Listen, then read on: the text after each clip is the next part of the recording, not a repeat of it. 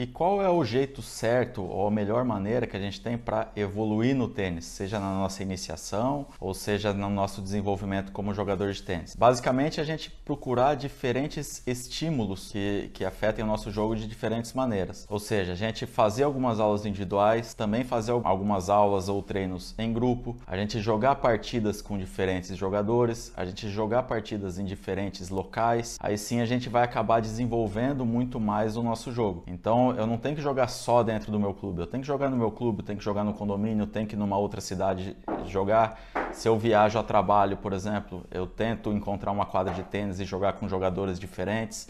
Essa é a melhor maneira que eu tenho para evoluir, buscando diferentes estímulos. Então eu faço uma aula individual, também faço uma aula em grupo, jogo torneios de diferentes categorias, em diferentes formatos, em chaves eliminatórias, em todos contra todos, jogo rankings. Essa é a melhor maneira que eu tenho para evoluir, sempre buscando uma linha de evolução, né? Saber o que eu estou trabalhando no meu jogo, o que eu quero evoluir, qual é o meu próximo objetivo, mas sempre buscando diferentes estímulos. Se eu ficar preso somente a uma coisa, somente as aulas em grupo, ou somente as aulas individuais, ou jogar somente na quadra do meu prédio, ou jogar somente com o mesmo adversário, eu vou ter uma evolução, sim, porque eu vou estar passando tempo em quadra, mas essa evolução vai ser limitada. Eu não vou explorar todo o potencial de evolução que eu tenho. E para isso eu preciso, para evoluir e para explorar esse potencial, eu preciso sim de diferentes estímulos, né? Jogar com jogadores diferentes, jogadores mais fortes, jogadores mais fracos, competir na minha cidade, competir fora, utilizar diferentes tipos de bola, jogar em diferentes tipos de superfície, jogar no nível do mar, jogar em altitude, jogar torneios em outra cidade, jogar torneios em outros estados, até mesmo em outros países. Por exemplo, se eu sou um jogador amador, eu não vou viajar para o exterior para jogar um torneio, mas às vezes numa viagem a trabalho eu consigo encontrar no local, por exemplo, eu vou para o Chile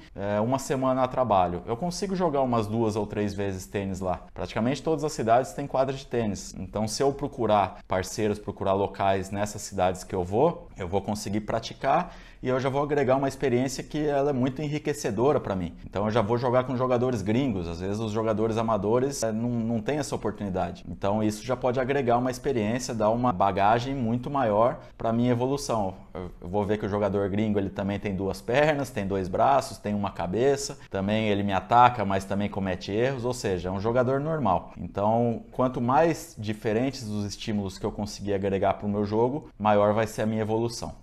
E quantas vezes por semana eu tenho que praticar ou fazer aulas para que eu consiga evoluir bem no tênis? Basicamente, eu sempre recomendo para os meus atletas, né, os meus alunos, que eles pratiquem 3 vezes por semana pelo menos. Então, por exemplo, o aluno ele só faz uma aula individual por semana. Então, que ele venha jogar outras 2 vezes, que ele venha para o clube ou vá para a academia que ele joga e consiga jogar mais 2 vezes com jogadores diferentes. Então, basicamente, 3 vezes por semana a gente já consegue a gente já tem uma certa frequência, uma certa regularidade de treinos e com isso a gente consegue evoluir. Se o atleta ele consegue fazer uma aula individual mais uma aula em grupo, que ele venha pelo menos mais uma vez. Se ele conseguir vir mais vezes, melhor ainda, mas sempre dentro de uma progressão. É muito comum um jogador que começa a jogar, ele se empolga e começa a querer jogar todos os dias, acaba virando aquele fominha que a gente conhece, que está o tempo inteiro dentro da quadra de tênis. Mas ele não faz isso de uma forma progressiva, ele faz isso de uma forma muito impactante, de uma hora para outra, ele começa a submeter o corpo dele ao tênis, às cargas do tênis. E isso acaba fazendo com que ele muitas vezes comece a sentir algumas dores, né? Dores de lombar, alguma fisgadinha no joelho, uma dorzinha no cotovelo, uma tendinite no punho, aquelas dores de tenistas amadores que a gente conhece bem. Porque normalmente ele quer ser o herói, quer começar a jogar de uma hora para outra, quer treinar quase como os jogadores profissionais, mas o corpo dele ainda não está preparado para isso. A gente demora um certo tempo para adaptar o nosso corpo. A parte muscular